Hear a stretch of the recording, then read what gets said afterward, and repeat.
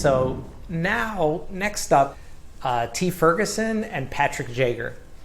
T Ferguson is the CEO and founder of Backstory Consulting, and T worked for a company called Endemol Shine. Endemol Shine North America is a Hollywood production company that makes little shows like The Biggest Loser, Big Brother, things like that. And T worked on some of those shows, including MasterChef and MasterChef Junior, and he knows something about creating compelling content, but also getting to activate people offline based on things that they're seeing with video.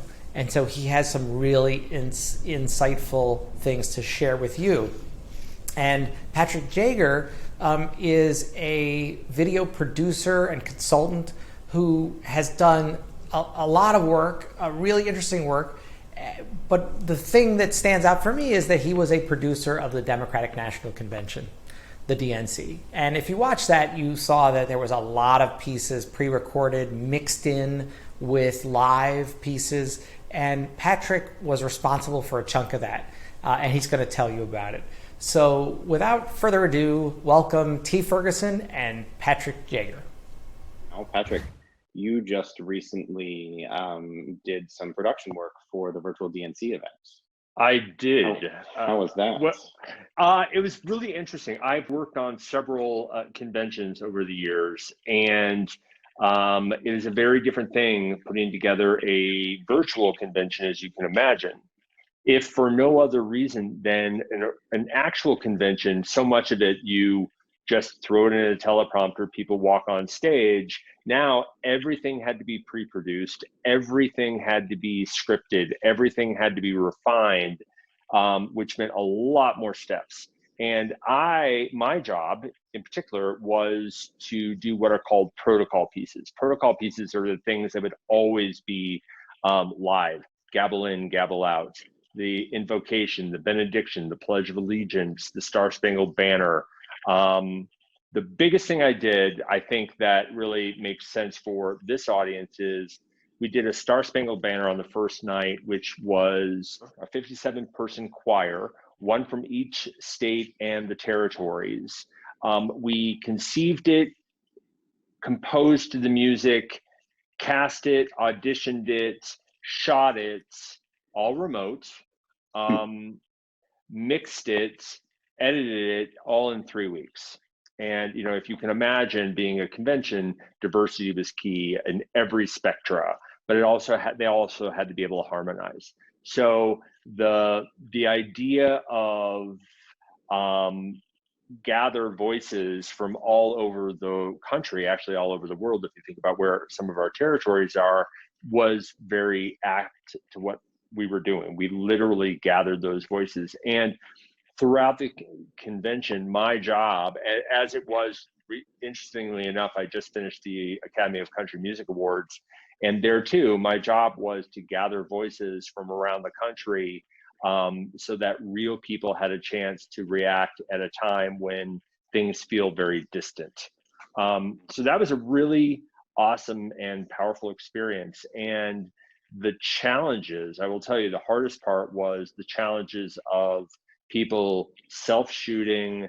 Are you going to do it in 4K? Is the audio going to be okay?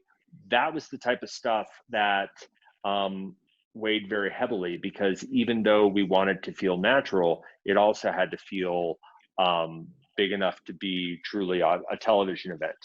So that, I think that's kind of my takeaway, was real people want to be part. B, technology does not make it as easy as it sounds. And C, at that scale, it's quite daunting. But it's also incredibly satisfaction driving when you see the finished piece and you get a lot of accolades for it. And you realize that it really wasn't my job. It was what everybody else did and filmed and, sent in because they wanted to participate. Those people would all normally come to, in this case, it would have been Milwaukee. They would have all come in, done their thing, and gone home. And this year, we literally were in every part of the globe filming at the same time. But you are no slouch as it comes to television and IP and this understanding of thinking big. I particularly do or did in relation to MasterChef, for instance, is a good example. MasterChef Junior just launched their live tour where they were touring children, little junior chefs around the country. And so that was one of the brand extensions for the shows that I worked on. And as you can imagine, that in and of itself even is just a huge undertaking. So you're translating IP that exists on TV that people are super familiar with. It's a global format. Then you're putting it on stage. It has to run a show every night in 13 to 30 cities with a bunch of children, hosted with fire and knives and all sorts of other things on the stage. So highly unpredictable, but a lot of fun. The thing about that obviously is that there was a way we did it in 2019, and there was going to be a way that the production team does it in 2020 and beyond as the tour, sort of evolves and changes post-pandemic. But when you start thinking about what can't be done on stage anymore in a live setting, which is unfortunate, there are a lot of different types of brand extensions that I did with MasterChef, and that a bunch of my clients now are actually considering or figuring out, which is these new types of digital extensions and content and learning capsules, and finding ways to build communities virtually that can connect an audience or that can further engage an audience. And I think what's most important, and what I've been finding is a huge conversation right now, is obviously diversity. Having representation on screen is so important. And when we say screen now, we're saying, in the social media world, representation and diversity is almost a given because there's such interconnectivity. When you're talking about a TV show that's produced and that's cast and that has all these other structures, sometimes that's a little different, or the approach is a little bit different, but the priority and the goal is still the same. Now, as we're looking to add all these virtual extensions and all these digital communities, there's such an easy way to connect people, and to build your audience, to grow the breadth of your audience, you have to speak to more people. And it's easier to speak to more people if you have more people engaged in the conversation. And so, something like Gather Voices is an amazing tool to help build a pool and gather a pool of interesting and diverse fans, audience members, people that are supporters and champions of your brand, of your cause, of your organization, and really help connect them face to face. People now expect that conversation happens, and the tools that allow people to do that simply, game changer.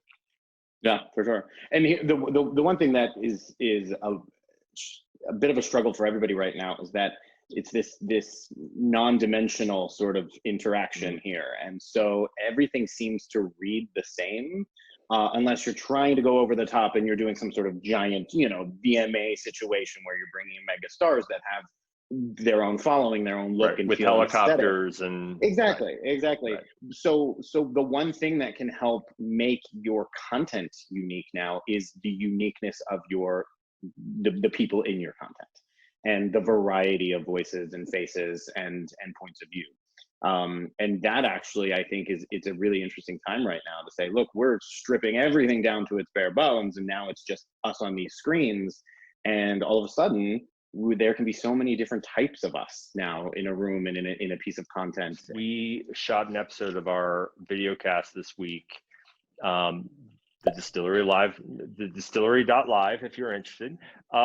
We shot with someone that's very high up in the brand world for an ad agency. And one of the things that they said that I thought was really interesting was the days of the 30-second spot being the be all and end all for a brand have vastly gone.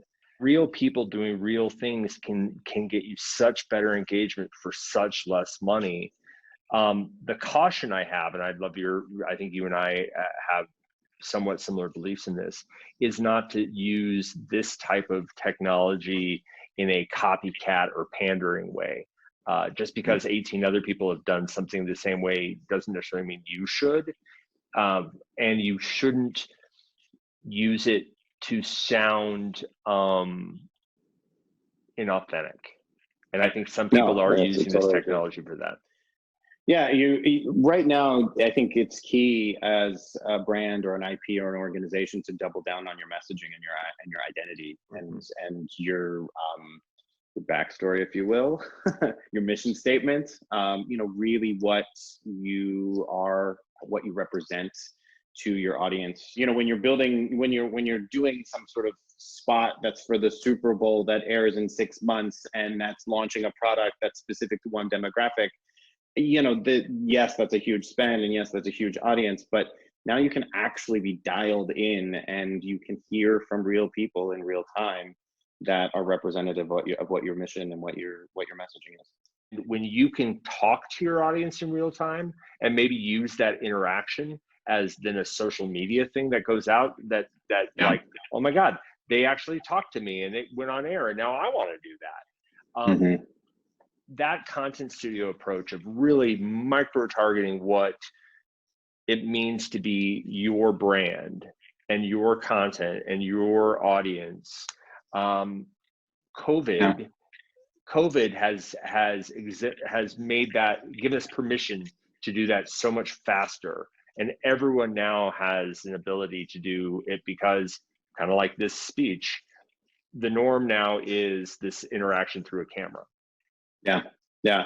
And the other thing too is that we're also sort of manipulated by the algorithms, where we're confronted by people that are similar to us or share our same points of view, or that are even in close proximity to us. And I think with something like Gather Voices mixed with the world of this pandemic and blurring the lines between the global communities is an amazing opportunity, but also giving each section of the globe a face and a point of view and a voice is really an interesting thing to be able to do, because it allows us to feel like we're a part of something bigger. We see the struggle that's happening with the world from a global perspective with relation to COVID.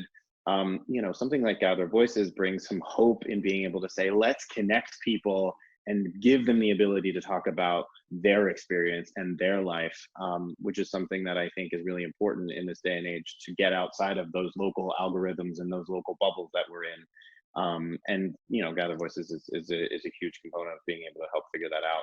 And that makes great content. I can't agree with you more. I would love to hear the case studies of the people that are at this conference, both pre-COVID and where they might be going, because to your point, it would be really exciting to see people creating new types of content that we haven't thought about because of that one-on-one conversation. How much does packaging or messaging or services, how much do those things change now that you can have this one-on-one relationship that is more than transactional? It's pure engagement. When you want to talk about ROE, when you have the ability to talk and interface directly with your customer or your client, that return on engagement is so valuable. And to your point, when you can do that and customize it by where you are, knowing that the message in Spanish-speaking Latin America is different than Spanish-speaking Spain, is different than Spanish-speaking United States. So cool. So you're so right. Yeah, and there's so many people here watching that are part of different types of organizations. I'd be really curious to see the variety of uses for this too, because I think it's there's one thing to entertain, there's another to inspire, there's another to inform and educate. I think the people watching are probably touching in all those arenas, and that's exciting too. Yeah. I think there's an interesting question as we think about the future. Our video cast is talking about the now and the next. And when you think about the next, where do you see kind of this one-on-one engagement content going? I'm putting you on the spot. We haven't talked about this at all, but where do you see that going? Well, I hope that it continues to streamline, and that right now we're all sort of utilizing very similar tools. And I think that as you start expanding into ways to get creative with different types of add-ons and ways to juice up, your green screen or your virtual background, and like just those types of things are a step in the direction of figuring out, okay, well, what does your personal sort of contribution look like to this? I hope that people will start upping their game a little. They'll get a little creative. They'll find ways to individualize and personalize who they are and how they're represented within the space, much as we've done with avatars, much as we've done with the way we customized our blogs and we picked the colors for the things for our Facebooks or our MySpaces in the day and things like that. I'm very dating myself. Wow, yeah, you are. But I do think that that there's something really fun about being able to see people's personalities come out through the content that they can self-produce at home in a really easy way. It doesn't matter what you are. If you're a brand, audiences are more splintered and fractured. If you are a nonprofit fundraising, nobody is making the money they did before, and people are afraid to give their money away. If you are an association, if you are HR, how does that work now? What I do love about all this is, you said earlier, we're back to the basics, and we stripped it down and things are honest. So I hope as we move back into something looking slicker and we get back into television looking cool, and I hope that honesty stays for a while. Not just about a consumer facing or sort of entertainment specific piece of content, like being able to utilize this tool to just re-engage with people, connect companies and organizations that have offices in different cities, in different countries, in different parts of the globe. That's really exciting too. I know I speak for Tia and myself. We would be happy to talk with anybody that's at the conference. If there's anything that we said that jogs an idea in you, that we're consultants for a reason. We like to see people succeed. We're very honored that we would be asked to be here. This is, if you can't tell, this is definitely our passion. Thank you so much to Michael and the whole Gather Voices team for having us. This has been great.